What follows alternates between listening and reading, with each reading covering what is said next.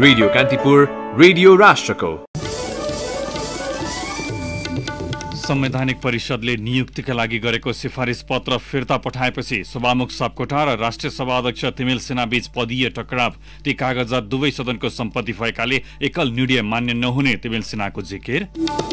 Corona महामारीबाट थलिएका विद्यालय 9 महिनापछि सञ्चालनमा आए पनि करिब 5% भन्ने बन्द हुने अवस्थामा विद्यार्थीमा नकारात्मक असर पर्ने भएकाले मर्जर प्रक्रियामा जानुपर्ने सरकारवालाको सुझाव। देशकै ठूलो र स्वचालित प्रणालीमा निर्माण भएको 400 केभी ढल्केवर सब स्टेशन पूर्ण रूपमा सञ्चालनमा। गत वर्षको तुलनामा नेपाललाई दिने वित्तीय अनुदानमा भारतद्वारा करिब 3 अर्ब रुपियाँले वृद्धि। सैनिकको अस्वीकार गर्न म्यानमारका नागरिकलाई नेत्री सुकीको आग्रह। राष्ट्रपति बिन विदेश मन्त्री सुकी सहित अधिकांश नेता सेनाको नियन्त्रणमा। र राष्ट्रिय महिला लीग फुटबलमा एपीएफद्वारा चौदण्डीगढी 22-0 गोल अन्तरमा पराजित। सावित्रा भण्डारी एक्लैको 12 गोल। विराटनगर विरुद्ध आर्मीको सहज जित। नमस्कार, कान्तिपुर डायरीबाट साथी प्रिन्स अनि तेजेन्द्रको समाचार अब विस्तारमा। सभामुख अग्नि सापकोटा र राष्ट्रिय सभाका अध्यक्ष गणेश प्रसाद तिमिसिना बीच पदीय टकराव सुरु भएको छ। आफू समेत सहभागी भएको संवैधानिक परिषद बैठकले गरेको सिफारिस सभामुख सापकोटाले अस्वीकार गरेको भन्दै अध्यक्ष तिमिल सिन्हाले आपत्ति जनाएसँगै विवाद सुरु भएको हो। गत मङ्सिर 30 गते बसेको परिषद बैठकले विभिन्न संवैधानिक आयोगका अध्यक्ष र सदस्यमा नियुक्तिका लागि 38 जनाको नाम पुस 5 गते संसदीय सुनवाईका लागि संघीय संसद सचिवालयमा सिफारिस गरेको थियो।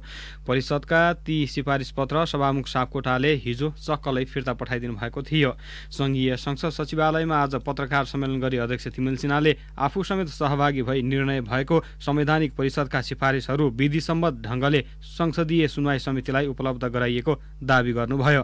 अधिकार प्राप्त निकायबाट आएका कुनै पनि कागजात संघीय संसदको दुवै सदनको सम्पत्ति भएको उहाँको भनाइ थियो। उहाँले प्रतिनिधि सभा विघटन पूर्व नै संघीय संसदका महासचिव एवं सुनवाई समितिका सचिवलाई सिफारिस पत्र उपलब्ध भएको दावी समेत गर्नुभयो। सिफारिस पत्रहरू प्रक्रियामा रहेको अवस्थामा संविधान र संघीय संसदको संयुक्त बैठक र संयुक्त समिति कार्य सञ्चालन नियमावली 2075 विपरीत सभामुखले एकल निर्णय गरेर फिर्ता पठाएको अध्यक्ष तिमिल सिन्हाले आरोप लगाउनुभयो।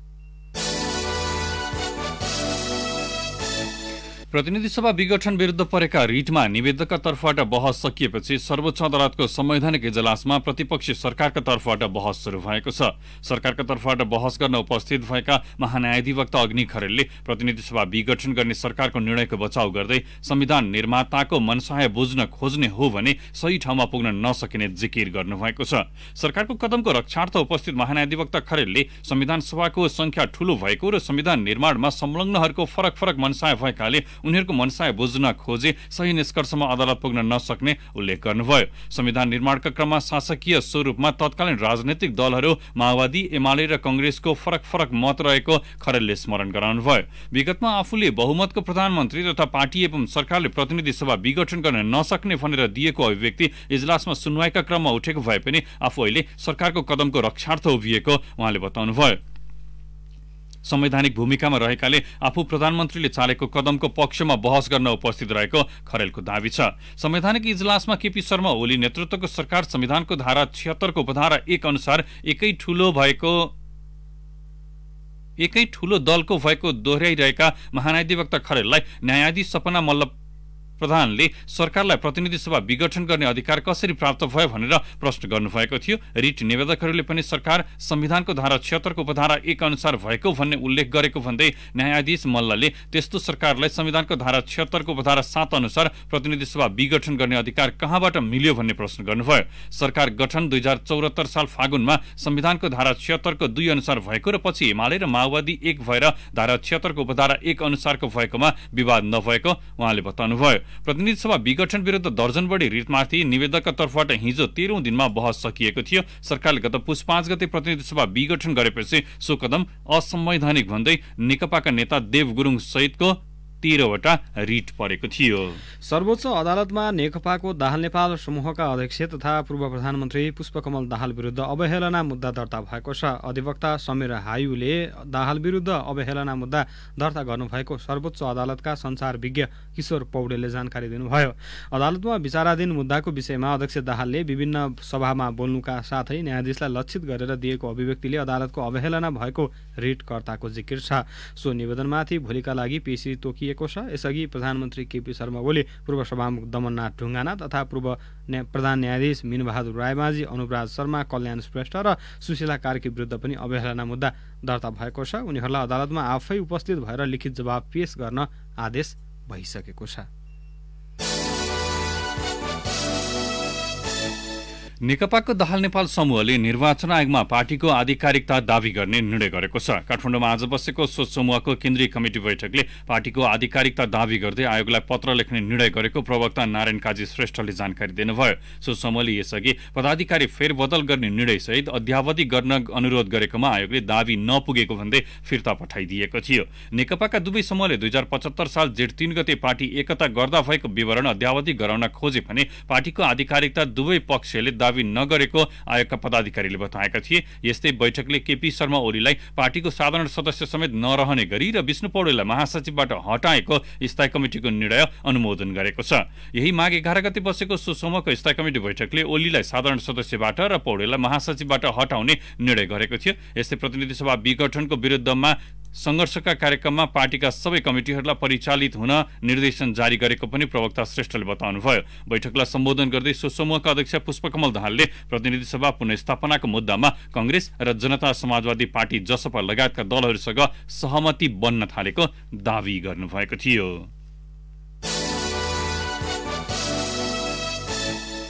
पूर्व प्रमुख आयुक्तहरूले राजनीतिक समस्याको समाधान दलहरूले खोज्ने भएकाले चुनावको तयारी गर्न निर्वाचन आयोगलाई सुझाएका छन्। निर्वाचन तयारी सम्बन्धमा निर्वाचन आयोगले गरेको छलफलमा उनीहरूले दलीय प्रभावका कारण निर्वाचन तयारी प्रभावित हुन नहुने बताए। आयोगले भने राजनीतिक निकास हुनासाथ चुनाव गर्न प्राविधिक रूपमा तयार रहेको प्रश्न पारेको थियो। राजनीतिक दलहरूले आफ्नो मुद्दालाई निर्वाचन आयोगको टाउकोमा हाल्नु नहुने पूर्व प्रमुख आयुक्तहरूको तर्क छ। पूर्व प्रमुख निर्वाचन आयुक्त भोजराज पोखरेलले अहिले देशमा राजनीतिक मुद्दाले समस्या परेको र त्यसको समाधान राजनीतिक दलहरूसँग नै भएकोले निर्वाचन आयोगलाई कुनै राजनीतिक दलले अप्ठ्यारो पार्न नहुने बताउनुभयो। पूर्व प्रमुख निर्वाचन आयुक्त नीलकण्ठ उप्रेतीले मतपत्रको डिजाइन र पार्टी दर्ता नहुन्जेलसम्म निर्वाचनको तयारी पूर्ण रूपमा नहुने बताउनुभयो। विभाजित मनस्थितिमा रहेको दल विभाजित हुने हो भने विभाजनको प्रक्रियामा गएर निर्वाचन आयोगलाई सहयोग गर्नुपर्ने बताउँदै उप्रेतीले दलीय समस्या समाधान गरेर चुनावमा जानुपर्ने उल्लेख गर्नुभयो। निर्वाचन आयोगका सहायक प्रवक्ता कोमल प्रसाद धमलाले पूर्व प्रमुख निर्वाचन आयुक्तहरूसँग आयोगले अहिलेसम्म गरेको निर्वाचनको तयारीको सम्बन्धमा जानकारी गराएको बताउनुभयो। मुलुकै ठूलो ढल्केबर सब स्टेशन औपचारिक रूपमा सञ्चालनमा आएको छ। धनुषाको ढल्केबरमा रहेको 400 केभी सब स्टेशनको आज एक कार्यक्रमबीच प्रधानमन्त्री केपी शर्मा ओलीले उद्घाटन गर्नुभयो। प्रधानमन्त्री ओलीले सब स्टेशन परिसरमै रहेको 220/132 केभीको अर्को सब स्टेशनको पनि शुभारम्भ गर्नुभयो। यो सब स्टेशन भने विश्व बैंकको सहुलियत ऋणमा सरकार र विद्युत प्राधिकरणको संयुक्त लगानीमा निर्माण गरिएको हो। नेपालकै ठूलो 400 केभीको ढल्केबर सब स्टेशन सरकार र विद्युत प्राधिकरणको संयुक्त लगानीमा बनेको हो।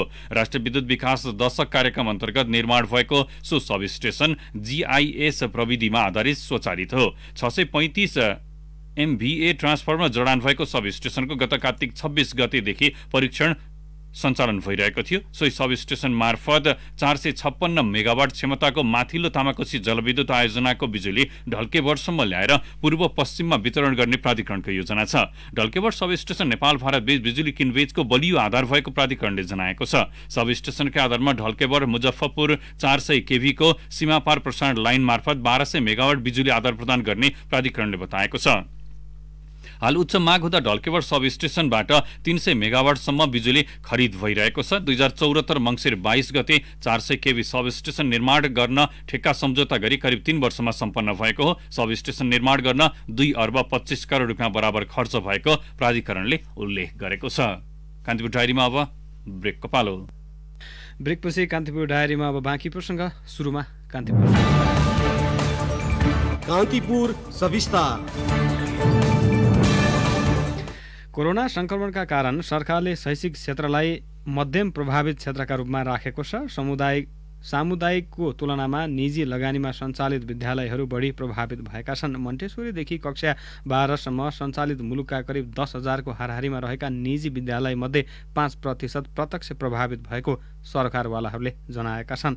त्यसमध्ये पनि मन्टेश्वरी र आधारभूत कक्षा सञ्चालन गरिरहेका विद्यालय कोरोना भाइरस संक्रमणको प्रत्यक्ष मारमा परेका छन्। कोरोना संक्रमणका कारण अभिभावकको आम्दानी खुम्चिँदा त्यसको प्रत्यक्ष प्रभाव पनि विद्यालयमा परेको हो। कोरोना भाइरस संक्रमणका कारण करिब 10 महिना थलिएको शैक्षिक क्षेत्र बल्ल चलायमान बनेको छ। कतिपय स्थानमा विद्यालयहरू विद्यार्थीको भौतिक उपस्थितिमै खुल्न थालेका छन् भने कतिपय स्थानमा अझै पनि विद्यालयहरू खुल्न सकेका छैनन्। खुलेका विद्यालयमा सबै विद्यार्थी उपस्थित हुन पनि सकेका छैनन्। काठमाडौँको काँडाघारी स्थित पाणिनी विद्यालयका सञ्चालक कर्ण बहादुर शाही, केही विद्यार्थीहरू केही अभिभावकहरूले कन्टिन्युटी गर्न गाह्रो भएको अवस्था छ। कोरोना संक्रमणका कारण आम्दानीमा ह्रास आएसँगै अभिभावकले निजी विद्यालयको साटो आफ्ना नानी बाबुलाई सामुदायिक विद्यालयमा भर्ना गर्न थालेका छन्। काठमाडौँको डिल्ली बजार स्थित विजय स्मारक माध्यमिक विद्यालयका प्रधान अध्यापक डिल्ली प्रसाद शर्मा कोरोना संक्रमणपछि विद्यार्थीको संख्यामा करिब 30% को हाराहारीले वृद्धि भएको बताउँछन्। 20 देखि 30% को हाराहारीमा छ। त्यसको हामीले चाहिँ नि क्लास वाइज चाहिँ नि छुट्याउन बाँकी छ।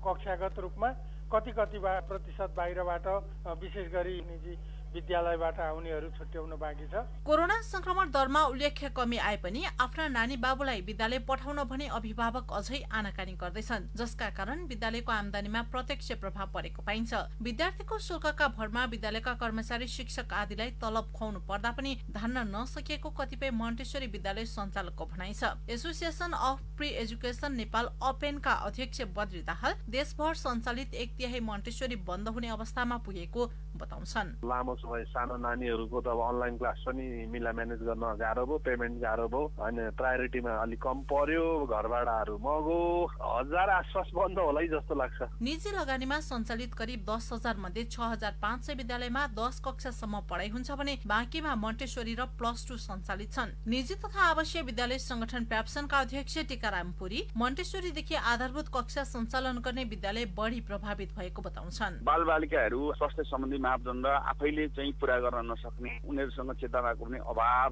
र उनीहरू अलिक असमर्थ पनि छन्। त्यस कारणले गर्दाखेरि चाहिँ सबैभन्दा बढी माया गर्ने अभिभावकले भनेको आफ्नो छोराछोरीलाई हो। त्यस कारणले गर्दाखेरि कतै संक्रमित हुन्छ कि भन्ने सबै ठुलो भय चाहिँ बालबालिकामा हुने रहेछ। त्यस कारणले गर्दाखेरि अन्य क्षेत्रहरू सबै सञ्चालन हुँदा पनि अहिले पनि भौतिक रूपमा सबै विद्यालय सञ्चालन नभएको परिस्थिति छ। अवस्था हेरेर विद्यालय सञ्चालनको अख्तियारी पाए लगतै स्थानीय तहले आफ्नै पहलमा विद्यालयहरू सञ्चालनमा ल्याए पनि तर शिक्षक शिक्षिकादेखि विद्यार्थीसम्म संक्रमित भएपछि लामो समयसम्म खुल्न सकेनन्। काठमाडौँ उपत्यकामा भने कक्षा सञ्चालनको निर्णय ढिला गरी मात्र भयो। धराशायी बनेका कतिपय विद्यालय अझै पनि पुरानो अवस्थालाई समेट्ने आशमा छन्। राष्ट्रिय निजी तथा आवासीय विद्यालय एसोसिएसन नेपाल एनप्याप्सनका अध्यक्ष ऋतुराज सापकोटा अध्ययन गरिरहेको विद्यालय बन्द हुँदा विद्यार्थीमा नकारात्मक असर पर्ने भएकाले समान तहका विद्यालयसँग मर्जर प्रक्रियामा जानुपर्ने सुझाउँछन्। तर मन्टेश्वरीलाई बन्द गर्न अथवा स्थान परिवर्तन गर्नलाई जति सहज छ कक्षा 10 सम्म चलेको विद्यालय अथवा माथिल्लो कक्षासम्म चलेको विद्यालयलाई त्यति सहज छैन। विद्यालय सञ्चालकले त्यसलाई धान्न नसक्ने स्थितिमा अथवा बन्द गर्नुपर्ने स्थितिमा पुगिसकेका छ भने पनि के हुँदो रहेछ भने बाल मस्तिष्कलाई पर्ने प्रभावको बारेमा पनि हामी सचेत हुन पर्छ। सरकारले शैक्षिक सत्र 2 महिना थप गर्ने नगर्ने भन्ने विषयमा निर्णय गर्न बाँकी छ। तर 9 महिनासम्म सुनसान प्राय बनेका विद्यालय बाँकी 5 महिनामा पूर्ववत अवस्थामा फर्कन पर्याप्त नहोला। मध्यम प्रभावितको सूचीमा राखेर सरकारले अन्तिममा मात्र प्रतिबन्ध फुकुवा गर्दा शैक्षिक क्षेत्र आबद्ध हरेक व्यक्ति र संस्था प्रभावित भएका छन्। अझ कोरोनाको दोस्रो लहर आउने चेतावनी र भाइरसको परिवर्तित स्वरूपको त्रासका बीच आगामी दिन पनि सहज पक्कै छैन। अब पनि विद्यालय खुलेका छन्, पठन पाठन हुन थालेको छ, विद्यालयहरूलाई पूर्ववत अवस्थामा फर्कने वातावरण बन्दै गएको छ। मात्र कामना 9 महिनासम्म बन्द रहँदा भोगिएको क्षति विद्यालयले बाँकी महिनाबाट असुलु पर नगरून्। रेडियो कान्तिपुरका लागि पार्वता चौधरी। कान्तिपुर सविस्तार।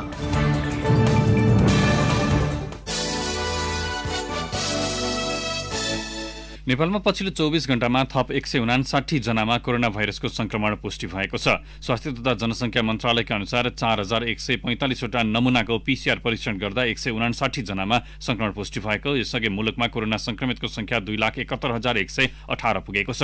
काठमाडौँ उपत्यकामा 51 पुरुष र 34 महिला गरी 85 जना संक्रमित थपिएका छन्। मन्त्रालयका अनुसार पछिल्लो 24 घण्टामा 264 जना कोरोना संक्रमण मुक्त भएका छन्। यससँगै संक्रमण मुक्त हुनेको कुल संख्या 2,66,600 पुगेको छ। यो कुल संक्रमितको 98.3% हो। नेपालमा सक्रिय संक्रमितको संख्या 2,489 जना रहेको मन्त्रालयले जनाएको छ। पछिल्लो 24 घण्टामा कोरोना संक्रमणबाट कसैको पनि मृत्यु नभएको मन्त्रालयले उल्लेख गरेको छ।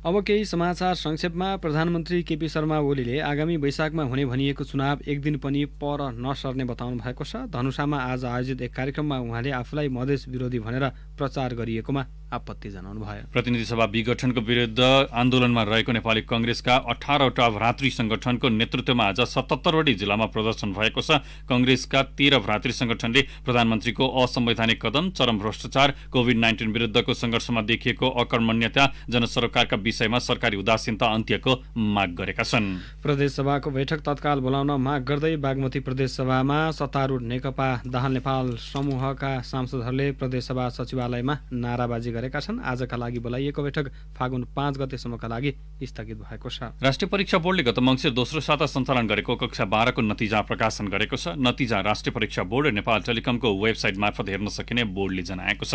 अर्थमन्त्री विष्णु पौडेलले भूमिहीन दलित र सुकुम्बासीलाई जग्गाधनी पूर्जा वितरण गर्ने कार्यलाई तीव्रता दिन निर्देशन दिनुभएको छ। अर्थ मन्त्रालयमा भूमि सम्बन्धी समस्या समाधान आयोगका पदाधिकारीहरूसँगको छलफलमा मन्त्री पौडेलले भूमिहीन दलित र सुकुम्बासीलाई लाल पूर्जा वितरण कार्यलाई तीव्रता दिन निर्देशन दिनुभएको हो। शङ्खसभाको मकालु गाउँपालिकामा निर्माणाधीन 900 मेगावाट क्षमताको अरुण तेस्रो जलविद्युत परियोजनाको पानी नदी थुनेर सुरुङमा फर्काइएको छ। नदी डाइभर्सन गरेपछि अब बाँध निर्माणको काम सुरु हुनेछ।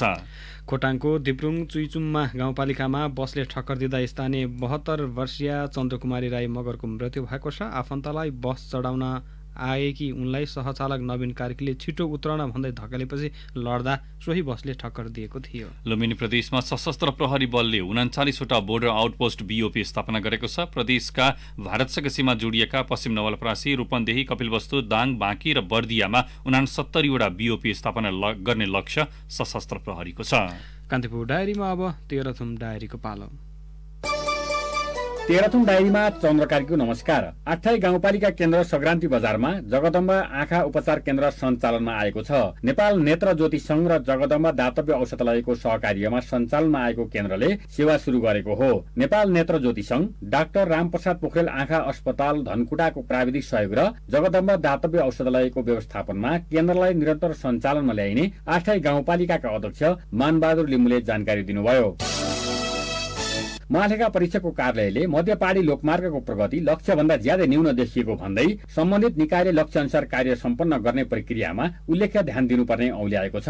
महालेखाको 57औं वार्षिक प्रगति प्रतिवेदनले मध्यपहाडी लोकमार्गमा सडकको सीमा समेत नतोकिएको भन्दै त्यसमा समेत मध्यपहाडी लोकमार्ग आयोजना कार्यालयको त्रुटि औल्याएको छ।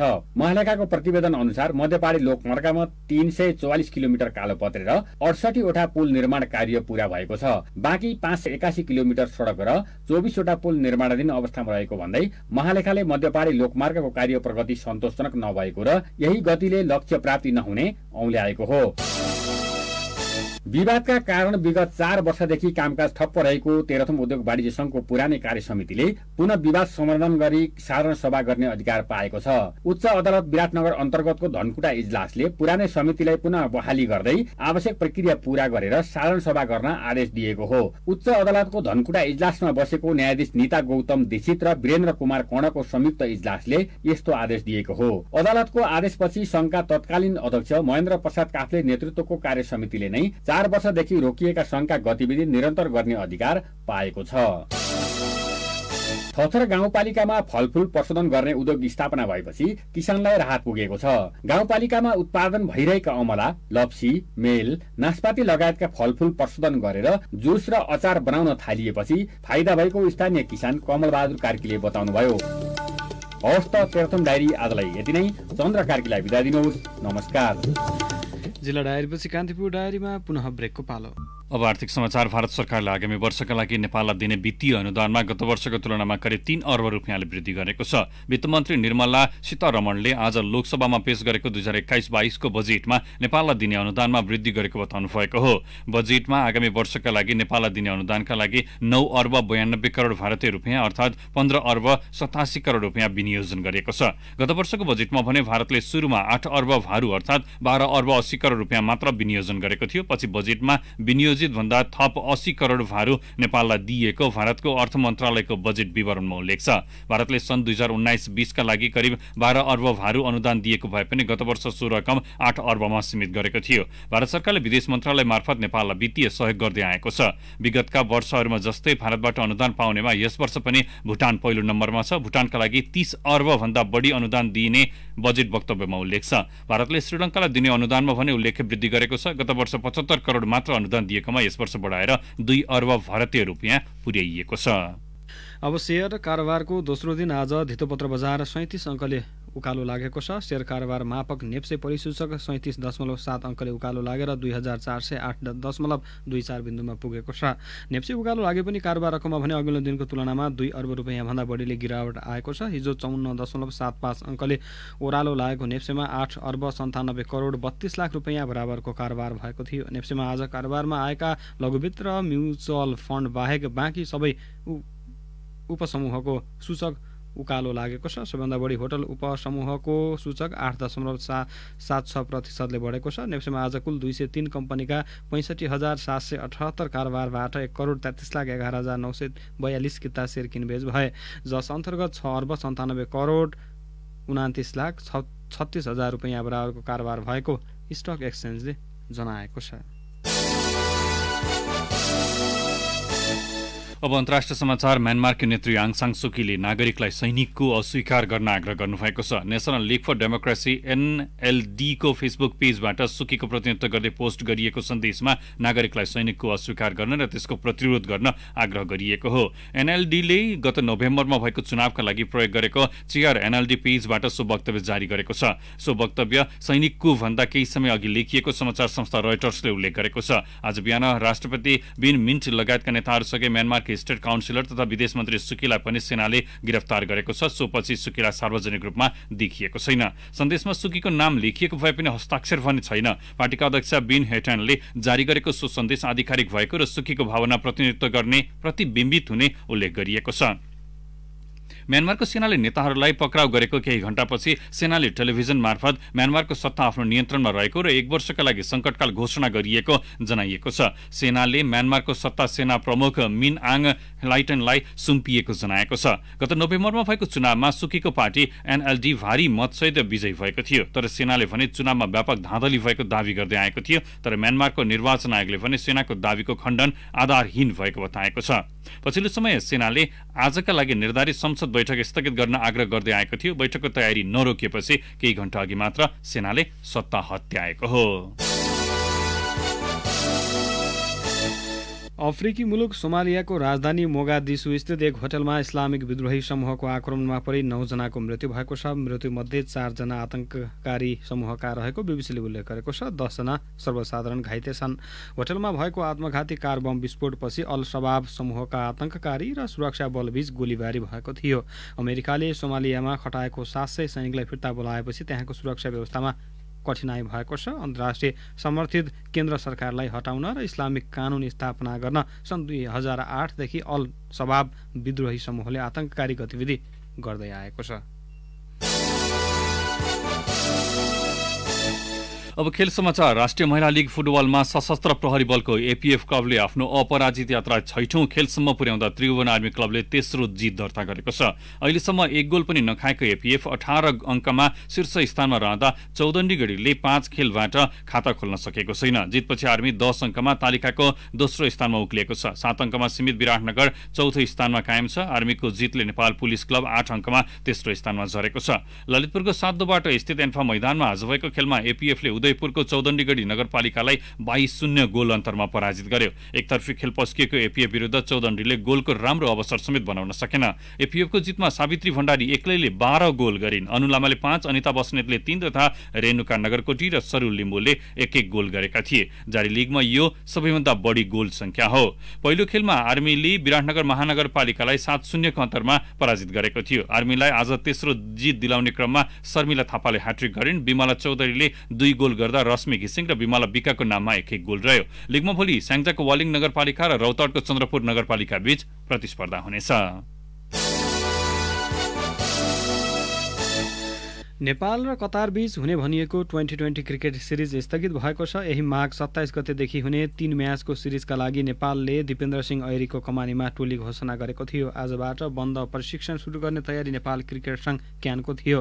नेपालले कतारसँग कतार स्पोर्ट्स डेको अवसरमा बाइल्याटरल T20 सिरिज अन्तर्गत माघ 27, 28 र 30 गते खेल्ने तालिका थियो। कोरोना महामारीलाई कारण देखाउँदै कतार सरकारले बाइल्याटरल T20 सिरिज स्थगित गरेको जनाएको क्यानले उल्लेख गरेको छ। क्यानका सचिव अशोकनाथ प्याकुरेलले आज विज्ञप्ति जारी गर्दै नेपाली टोलीको बन्द प्रशिक्षण समेत स्थगित भएको जनाएका छन्।